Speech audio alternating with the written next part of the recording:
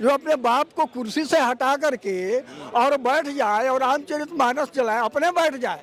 मैं उसी पार्टी की बात कर रहा हूँ, अपने बैठ जाए। क्या वो औरंगजेब है या राम हो सकता है? तुम जवाब दो, पेड़ बीज से आया कि बीज पेड़ से आया? पहले कौन कहाँ से आया, जवाब दो। तुमको बताना पड़ेगा। हम मनु के पुत्र हैं, मनु का लिखा हुआ है, और जो कहता है मनुस्मृति गलत है और मनु गलत है, तो पूछना चाहिए ऐसे लोग किनके संतान हैं। 10 वर्ष उसको जो है ताड़ने की बात कही है, तो क्या पीटने की बात कही है? ताड़ने का मतलब है सीधा सीधा शिक्षा देना, डांटना, मार्गदर्शन करना। ये जिसने मनुस्मृति नहीं पढ़ी, उसको ताड़न शब्द का अर्थ कहाँ से आएगा? रामचरितमानस की रचना इसलिए की थी कि हमारे सभी ग्रंथ बर्बाद कर दिए गए थे। हमारी परंपरागत जो शिक्षा व्यवस्था थी, जिसके द्वारा हम ग्रंथों के बारे में जानते थे, वो व्यवस्था नष्ट हो चुकी थी।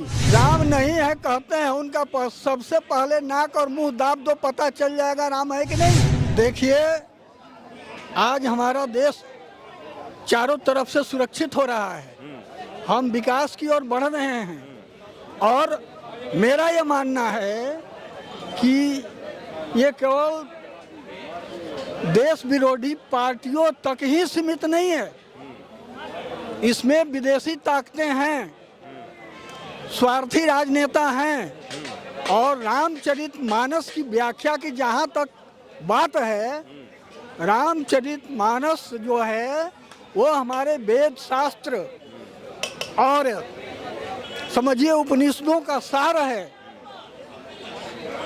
गोस्वामी तुलसीदास जी ने रामचरितमानस की रचना इसलिए की थी कि हमारे सभी ग्रंथ बर्बाद कर दिए गए थे। हमारी परंपरागत जो शिक्षा व्यवस्था थी, जिसके द्वारा हम ग्रंथों के बारे में जानते थे, वो व्यवस्था नष्ट हो चुकी थी। नहीं, लोग तो कह रहे हैं कि राम है ही नहीं धरती पे, राम कभी आए ही नहीं, रामचरितमानस जो है उल्टा किताब लिखा गया है ब्राह्मणों के द्वारा। सबसे पहले जो राम नहीं है कहते हैं, राम नहीं है कहते हैं, उनका सबसे पहले नाक और मुंह दाब दो, पता चल जाएगा राम है कि नहीं। सर्वे रमन्ति राम, उसी राम से हम चल रहे हैं, सृष्टि चल रही है, ये धरती चल रही है। रामचरितमानस की व्याख्या वही कर सकता है जो पूरा का पूरा गुरु परंपरा से सारे वेद शास्त्रों का पाठ्यक्रम के अनुसार अध्ययन किया है, वही रामचरितमानस की व्याख्या कर सकता है। क्या ताड़न शब्द का अर्थ मारना होता है? अगर ताड़न शब्द का मतलब क्या होता है? ताड़न शब्द का अर्थ अगर मारना होता है, नहीं, असल में क्या अर्थ होता है? ताड़ेत पंचवर्षाणी, लाड़ेत पंचवर्षाणी, ताड़ेत दशानी च। बच्चों को 5 वर्ष प्यार करने की बात कही गई है, 10 वर्ष उसको जो है ताड़ने की बात कही है, तो क्या पीटने की बात कही है? ताड़ने का मतलब है सीधा सीधा शिक्षा देना, डांटना, मार्गदर्शन करना। ये जिसने मनुस्मृति नहीं पढ़ी, उसको ताड़न शब्द का अर्थ कहाँ से आएगा? किसी का शब्दकोश जो लिखे, दुकानदारों का लिखा हुआ शब्दकोश पर आप रामचरितमानस जला रहे हैं, जिन्होंने मनुस्मृति जला दिया। कह रहे हैं कि ये ब्राह्मणों के द्वारा लिखा गया ऐसा ग्रंथ है जिसे पढ़ के ये शूद्रों पे अत्याचार करते हैं। मनुस्मृति ब्राह्मणों का लिखा हुआ नहीं है, मनुस्मृति राजा मनु का लिखा हुआ है, और जो कहता है मनुस्मृति गलत है और मनु गलत है, तो पूछना चाहिए ऐसे लोग किनके संतान हैं, वो सिद्ध करें। ऐसे लोग किनके संतान हैं? कहेंगे कि हम फलाने के संतान हैं। आपके पिताजी कहाँ से आए? उनके पिताजी थे। आप पूछोगे कि पेड़ जो है वो बीज से आया, हम कहेंगे नहीं, है ना, पेड़ से बीज आया। तुम जवाब दो, पेड़ बीज से आया कि बीज पेड़ से आया? पहले कौन कहाँ से आया, जवाब दो। तुमको बताना पड़ेगा। हम मनु के पुत्र हैं। तो जिसको मनुस्मृति का पता नहीं, और तो एक बात बताइए, लोग मनुस्मृति जला दिए, उस समय भी सभी लोग, आप लोग भी थे, सब लोग, आप भी चुप रहे होंगे, और जहाँ जला वो सब ही चुप रहे होंगे। वही लोग चुप रहने के कारण रामचरितमानस भी जला दिए हैं। क्या कहना चाहेंगे ऐसे लोगों को? हाँ, चुप रहने के कारण ही तो ऐसा होता है ना। और जहाँ तक राजनीतियों के बस की तो बात नहीं ना है रामचरितमानस। आप तो राजनीति पढ़ो ना जी, राजनीति को तो तुम्हें पता नहीं है राजनीति क्या है। राजनीति बिनु धर्मा। कितने इसमें जो रामचरितमानस के विरुद्ध बोलने वाले कितने लोग जो हैं जो नीति से चलते हैं, जो अपने बाप को कुर्सी से हटा करके और बैठ जाए और रामचरितमानस चलाए, अपने बैठ जाए। मैं उसी पार्टी की बात कर रहा हूँ, अपने बैठ जाए। क्या वो औरंगजेब है या राम हो सकता है? वो मनु कैसे हो सकता है? कहते तो ये हैं कि पहले ब्राह्मणों ने और सवर्णों ने अत्याचार किया है, इसलिए अब हम ऐसे ग्रंथ नहीं पढ़ेंगे। हम लोग शिक्षित हो गए हैं, अब ऐसे ग्रंथों की जरूरत नहीं है। नहीं, उनको शिक्षित ग्रंथों की जरूरत नहीं है। आप रामचरितमानस मत पढ़िए, आप मनुस्मृति को गाली मत दीजिए। आप बौद्धिस्ट हैं ना, बौद्ध को मानिए, भगवान बुद्ध को मानिए ना। आप ना भगवान बुद्ध को मानते हैं ना, आप अम्बेडकर जी, उनकी बुक पढ़ो ना, उनके बुक पढ़ो। ये लोग तो कहते हैं कि ये सब बाहर से आए। ये लोग कहते हैं ये ब्राह्मण जितना सवर्ण है बाहर से आए हैं।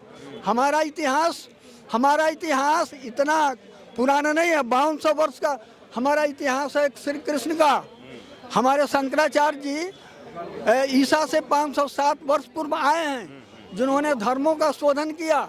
भगवान बुद्ध ने धर्मों का शोधन किया है। भगवान बुद्ध ने किसी को बांटा नहीं है ना, ऐसी बात नहीं है। भगवान बुद्ध को आगे कर करके और फिर बाबा साहब को आगे कर करके ऐसे लोग अपने स्वार्थ में देश को बर्बाद करना चाहते हैं। पता है अब तक 56 देश विश्व में बना है इस्लाम। एक देश था, एक देश भी पूरा नहीं था अरब में, आज 56 देश बना है। हमारे 8 से 9 राज्य जो हैं अभी इस्लाम बहुल है ना। और वो ये मानते हैं जो इस्लाम को न माने काफिर है उसका कत्ल करो, कत्ल करने से जन्नत मिलती है। इसके लिए ऐसा हो रहा है। लेकिन हम कहते हैं सर्वे भवन्तु सुखिनः सर्वे सन्तु निरामया सर्वे भद्राणि पश्यन्तु माँ कश्चित् दुर्भाग् भवेत्। हम एक जीव को, एक चींटी को भी प्यार करते हैं, उससे प्रेम करते हैं। भाईचारा, विश्व बंधुत्व हमारी देन है। अगर आप कहते हैं कि नहीं मेरे सारे सद्गुरु जो है आपको कहाँ से मिला, आप तो कहते हैं हम आदि मानव से आए हैं, हमारे पिता बंदर थे, है ना। ऐसे ये डार्विन का विकासवाद, हमारे पिता बंदर से मनुष्य हुए हैं, है ना। तो पूछ क्यों नहीं है? तो पूछ उनका टूट गया इसलिए कि पूछ की जरूरत नहीं थी।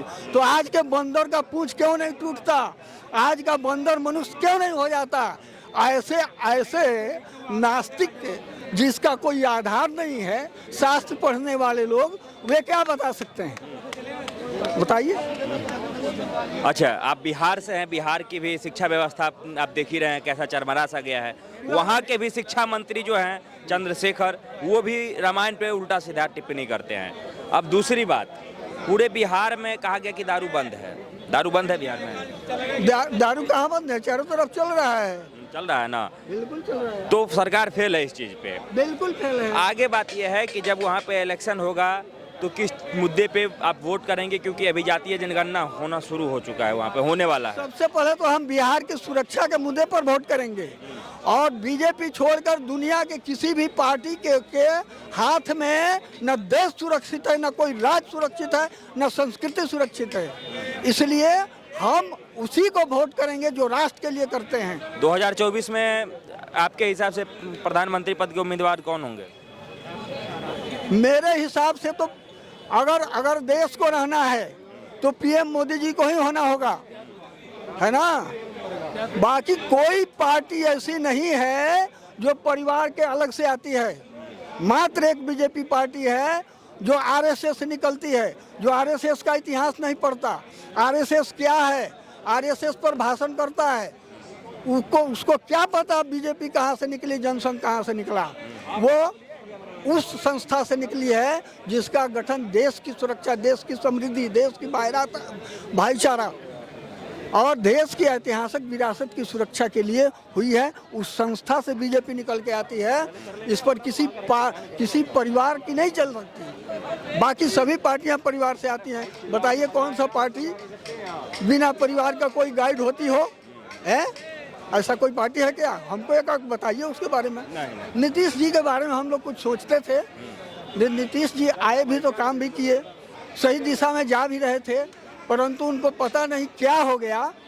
विकास पुरुष तो बेचारा था, लेकिन आज अब विनाश पुरुष होकर के सिद्ध कर रहा है।